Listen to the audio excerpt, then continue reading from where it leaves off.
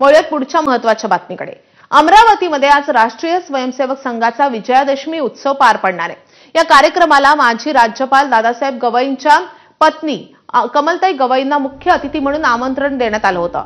मात्र प्रकृतीचं कारण देत त्यांनी कार्यक्रमाला जाणार नसल्याचं एक परिपत्रक काढून जाहीर केलंय। कमलताई या सरन्यायाधीश भूषण गवई यांच्या मातोश्री आहेत। आज संध्याकाळी 6:30 वाजता किरण नगर येथील नरसम्मा महाविद्यालयाच्या मैदानामध्ये हा विजयादशमी उत्सव पार पडणार आहे। यावर्षी राष्ट्रीय स्वयंसेवक संघाला 100 वर्ष पूर्ण होत आहेत। या उत्सवाला प्रमुख वक्ते म्हणून प्रज्ञा प्रवाहाचे जे नंदकुमार हे उपस्थित राहून मार्गदर्शन करतील। या कार्यक्रमाला मुख्य अतिथी कोण असणार हे पाहणं महत्त्वाचं ठरेल। या सगळ्याचा आढावा घेतलेला आमचे प्रतिनिधी प्रणय निर्बाण यांनी।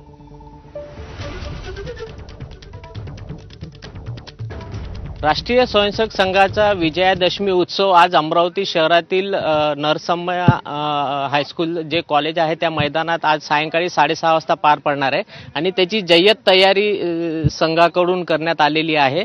या मैदानात सकाळी 8 वाजेपासून जे संघाचे स्वयंसेवक आहे ते या ठिकाणी आले आणि सायंकाळी जो मुख्य कार्यक्रम सोहळा उत्सव होणार आहे त्याची तयारी सध्या जोरात सुरू आहे आणि सायंकाळी 5 वाजता शहरातून पथसंचलन होणार आहे आणि 6:30 वाजता मुख्य सोहळा हा पार पडणार आहे।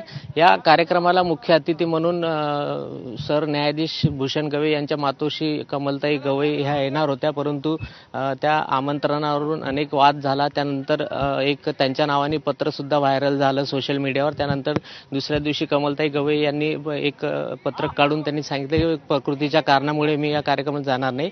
त्यामुळे आज होणाऱ्या या कार्यक्रमामध्ये मुख्य अतिथी कोण राहणार हा प्रश्न आहे, परंतु तयारी जी आहे ती जय्यत या ठिकाणी झालेली आहे।